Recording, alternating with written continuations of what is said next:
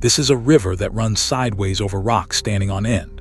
Ahead of us is a bridge that swings underfoot, a gorge of black slate nearly 2 billion years old, and a park named for a banker whose collapse once dragged the entire American economy down with him. In one October morning, we will cross a river on cables, walk over the folded floor of a vanished ocean, and trace the wreckage of the worst flood this valley has ever recorded. This is Jay Cooke State Park in northern Minnesota. Lace up. The bridge is waiting.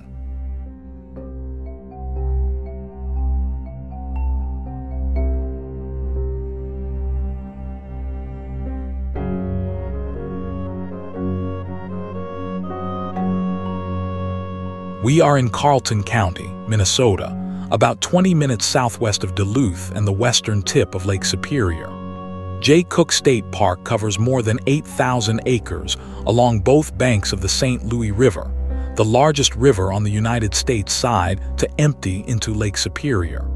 The park was established in 1915, which makes it one of the older parks in the Minnesota system.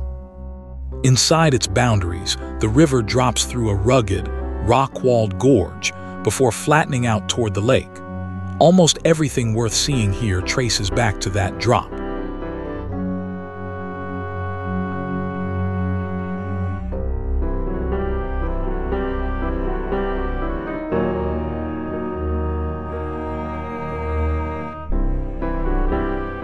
It is the 4th of October, just before 10 in the morning, and the air has that clean cold edge that northern Minnesota saves for autumn. The hardwoods are turning, the crowds of summer are gone, and the sound of moving water is already coming up through the trees. Our route today runs about 4 miles through the heart of the park, out across the famous bridge and along the gorge. Underfoot the trail is roots, packed dirt, and increasingly bare rock. Keep an eye on that rock. It is the oldest thing any of us will touch this year.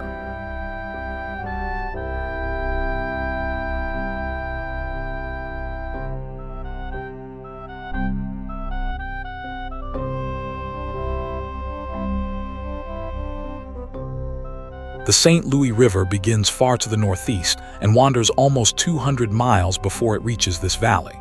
For most of that journey, it is a calm, tea-colored northern stream, stained brown by the peatlands it drains.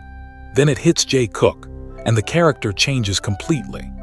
Here the river squeezes into a bedrock gorge and tumbles over ledge after ledge of dark, angled stone, throwing whitewater in every direction. It is the kind of stretch that no canoe could ever survive, and as we will see, that single fact shaped centuries of human history in this valley.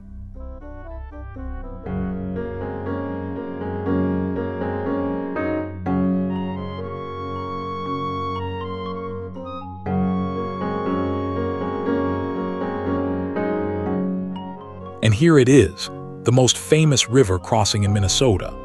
The swinging bridge hangs from steel cables strung between stone towers, and it does exactly what the name promises, with every footstep setting up a gentle sway as you walk out over the rapids. Below, the river slides and crashes through tilted slabs of black rock. People have been making this exact crossing, on one version of this bridge or another, for the better part of a century. Take your time in the middle, because this view is the park's signature.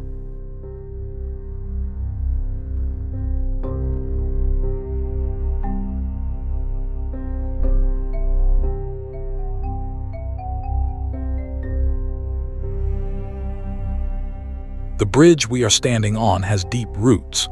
A suspension crossing was designed here by an engineer named Oscar Neustrom, and in the 1930s, the young men of the Civilian Conservation Corps rebuilt it in the form we recognize today, with heavy stone pylons anchoring the cables.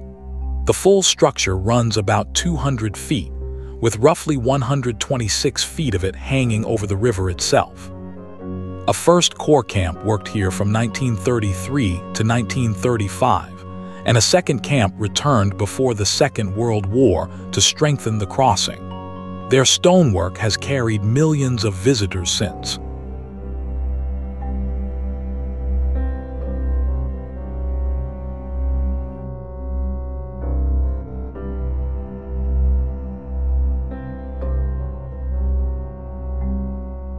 Past the bridge, the trail climbs onto the rock itself, and this is where the park starts telling its oldest story. Look down. The stone underfoot is not lying flat the way rock layers are supposed to. It stands in ribs and fins, tilted up on edge, like the pages of a book shoved sideways in a press. Hikers here are literally walking across the cut edges of ancient layers. Every one of those layers was once the level floor of a sea.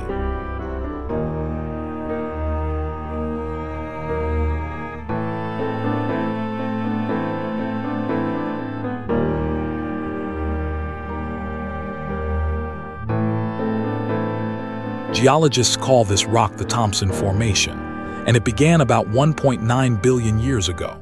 Back then, this was not forest but open water, the floor of an ancient sea that collected mud and sand in flat, patient layers, century after century. Time and pressure hardened those layers into shale and a gray sandstone called greywacke. To put the age in perspective, when this mud settled, there were no trees, no fish, no animals of any kind anywhere on Earth. Life was still single cells drifting in the water. The rock in this gorge is roughly 400 times older than the last dinosaur.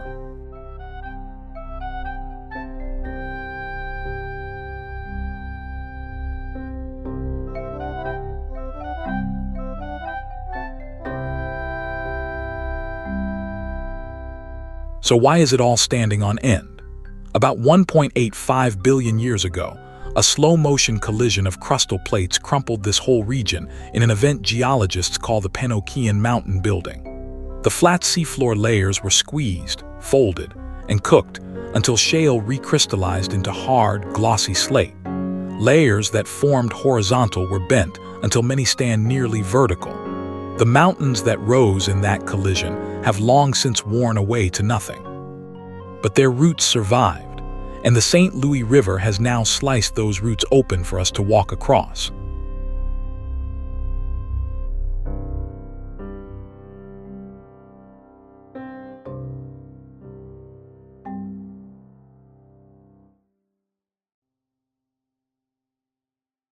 The trail now follows the gorge rim, and the views come one after another.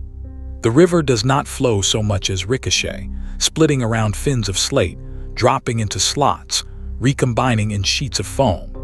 Notice how the water follows the tilt of the rock, running along the angled layers instead of across them. The whole gorge is really the river exploiting weaknesses that were built into this stone almost 2 billion years ago. October is a perfect time to see it, with the water low enough to expose the strange geometry of the bed.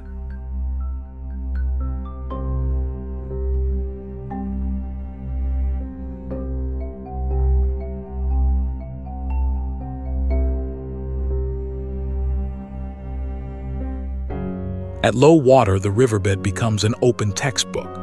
Long parallel ridges of slate run diagonally across the channel, polished smooth on their upstream faces. In the quiet pools between them, the dark water reflects the October trees. Here and there, the current has drilled and scoured hollows into the rock, and stranded pools sit in the stone like bowls left out after a feast.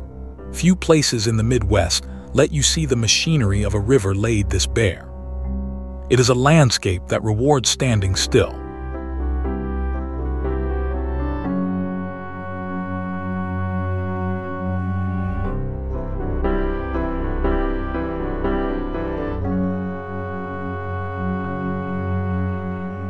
We climb now, working up along the valley wall, and through gaps in the trees the whole gorge opens up below.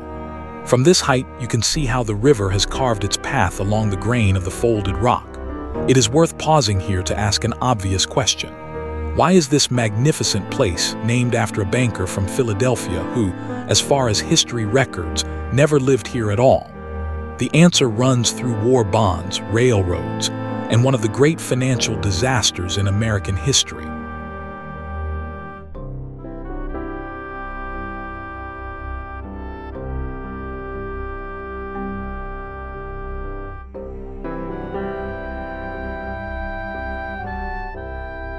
Jay Cooke was born in 1821 and became the most famous banker of his era.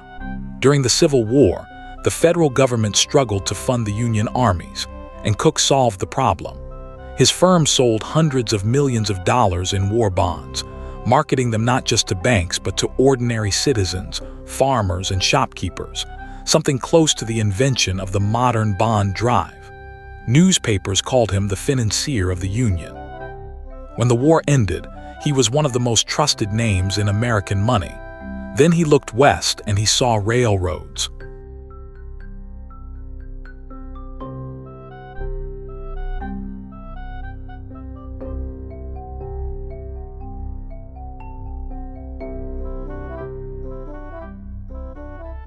Cooke poured his fortune and reputation into the Northern Pacific Railway, a planned line from Lake Superior all the way to the Pacific.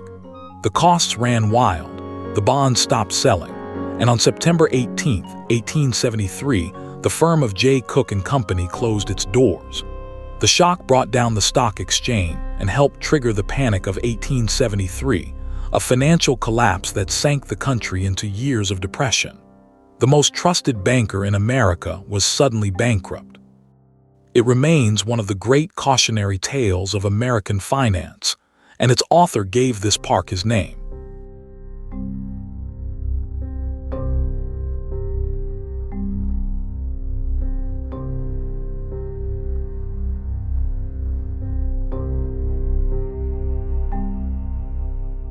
Why here, though?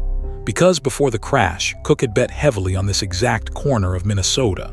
He bought into the Lake Superior and Mississippi Railroad, the line that first connected St. Paul to Duluth, and he promoted Duluth relentlessly, imagining the little harbor town growing into a new Chicago at the head of the lakes. He also grasped, earlier than most, that the wild drop of the St. Louis River Gorge was not just scenery.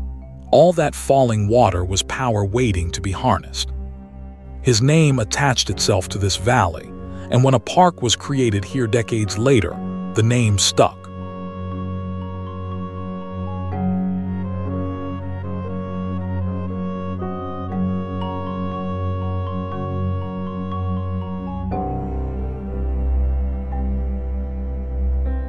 Back on the trail, the forest has the full October treatment. Leaves drift down through the light, the path is paved in yellow, and the underbrush glows red at the edges. This is the quiet season at Jay Cooke, after the summer crowds and before the skiers, and on a weekday morning you can walk long stretches with only the river for company. The air smells like cold water and fallen leaves. It is the kind of walking that resets a person.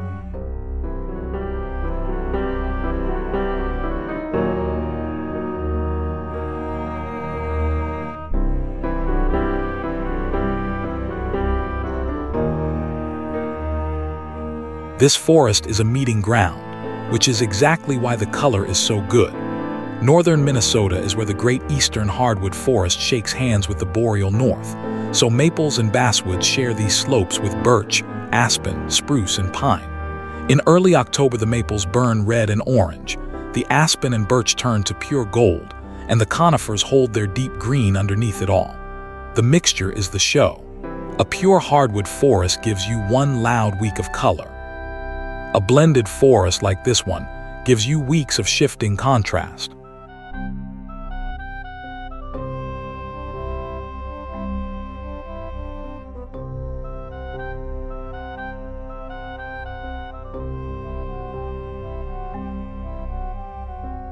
The trail drops back toward the water, and for a while the river runs quiet, sliding in dark sheets between the rock ribs. Stretches like this are deceptive. The calm pools and the roaring ledges are the same river, just moments apart. For the people who traveled this valley for centuries before any park existed, that distinction was everything. This river was a highway, and this gorge was the one place the highway failed.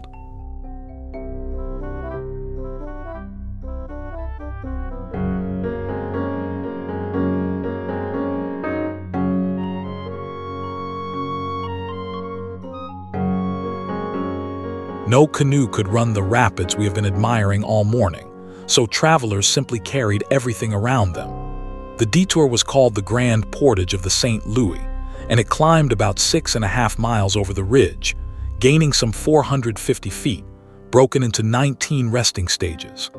This was Ojibwe homeland, and their long-used route became an artery of the fur trade, with voyageurs hauling packs of up to 90 pounds each across it. Crossing the full portage took 3 to 5 days of brutal labor. It stayed in use as late as 1870, and part of that historic path still runs through the park today.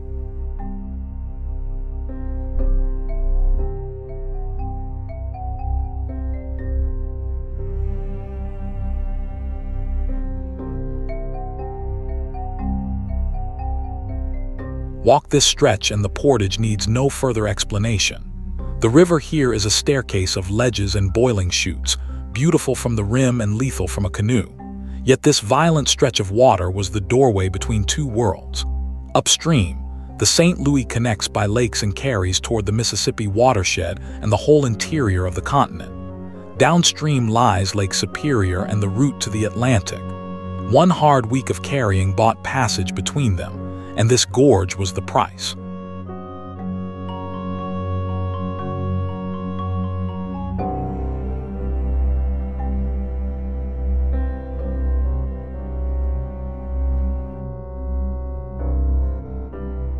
In the end, it was industry, not travelers, that conquered the drop.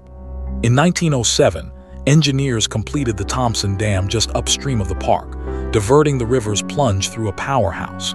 It remains the largest hydroelectric station in Minnesota, and here is the twist that created this park. In 1915, the power company donated more than 2,300 acres of the gorge it did not need, and the state built Jay Cooke State Park around that gift. Later additions grew the park to the more than 8,000 acres we are hiking today.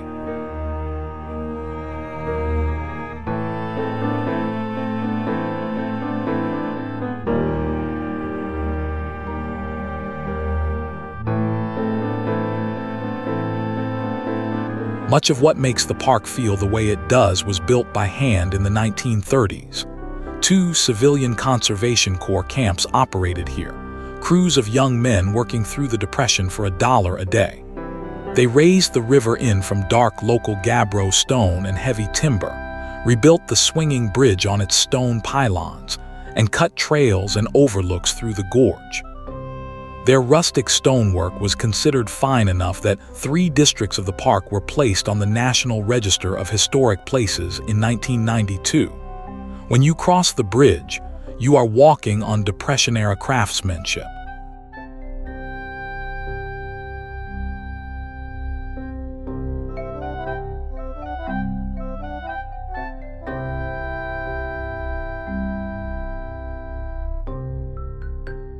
You can spot the Corps fingerprints all along this walk. Stone steps set into the hillside, retaining walls stacked without a visible seam, the low, dark profile of buildings that seem to grow out of the bedrock. The style is called National Park Rustic, and the idea was that nothing built should compete with the landscape. 90 years on, the approach has aged beautifully. The buildings look less like construction and more like features of the gorge itself.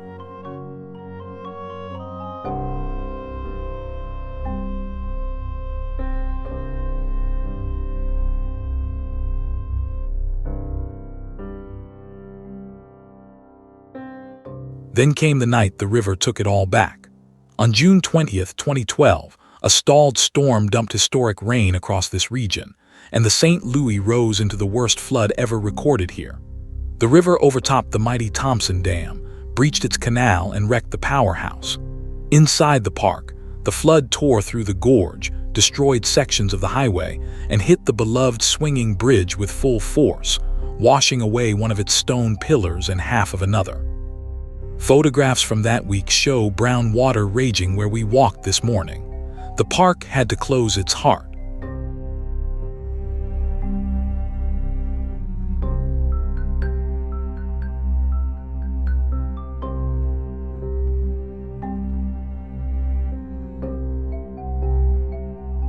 The recovery took years, but it was thorough.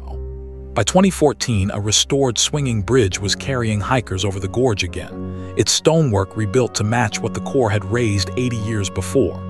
The power station came back online in November of 2014 after roughly $90 million of reconstruction, including a new emergency spillway for the next great flood. Stand on the bridge today, and the only evidence is the newness of some of the stone. The river, of course, is unbothered. It has been redecorating this gorge for 10,000 years.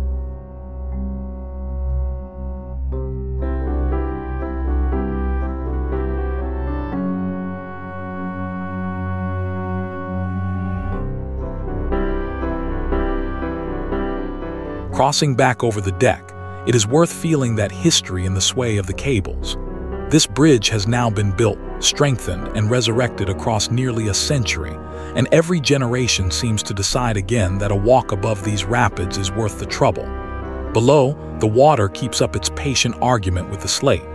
2 billion years of rock, a century of bridges, and one morning of October light. That is a fair summary of this park.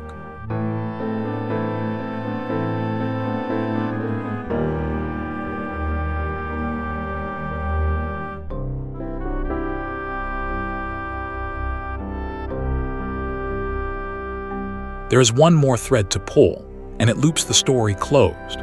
Along the park's edge runs the Munger State Trail, a paved path stretching 63 miles from Hinckley to Duluth, one of the longest paved trails in the United States. It rides the old grade of the St. Paul and Duluth Railroad, successor of the Lake Superior and Mississippi line, the very railroad Jay Cooke financed in his glory years, later folded into his Northern Pacific. The rails that broke a banker now carry cyclists through his park. It is named for Willard Munger, a Minnesota legislator who spent 4 decades championing trails and the environment.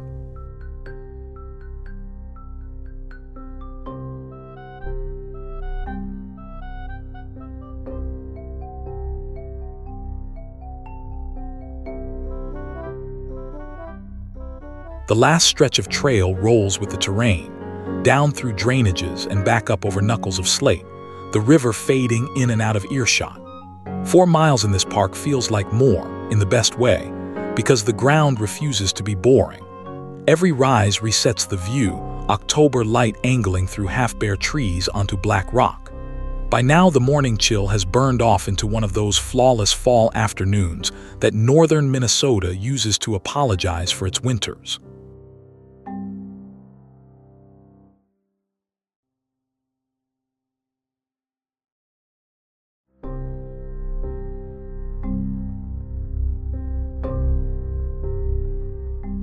We have had the trails nearly to ourselves, but the park is far from empty. Some 46 kinds of mammals live in these woods, including black bears, coyotes, and wolves that pass through the rugged country along the river. White-tailed deer gather here in winter, sheltering in the conifer stands of the valley.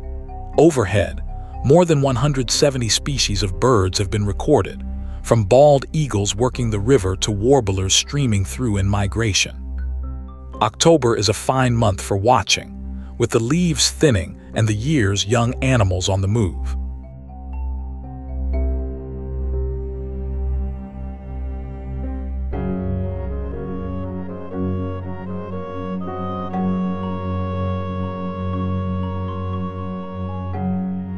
Today, Jay Cooke ranks among the most visited state parks in Minnesota, drawing hundreds of thousands of people a year.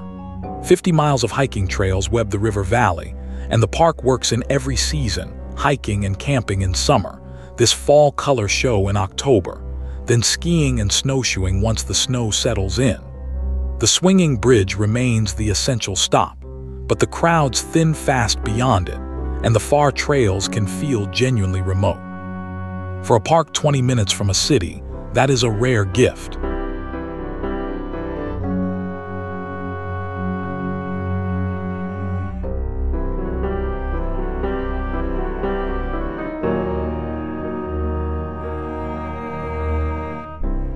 Last steps now and a last look at the river. It is hard to hold both truths of this place at once.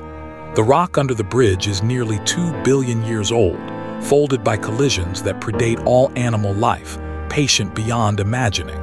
Yet one June storm remade the park in a single night, and one September morning in 1873 unmade the fortune of the man it is named for.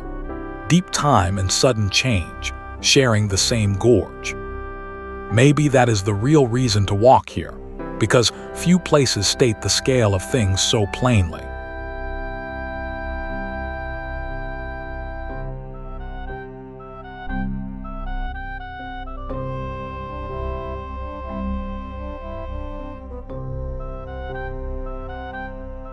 That is Jay Cooke State Park, Carlton, Minnesota.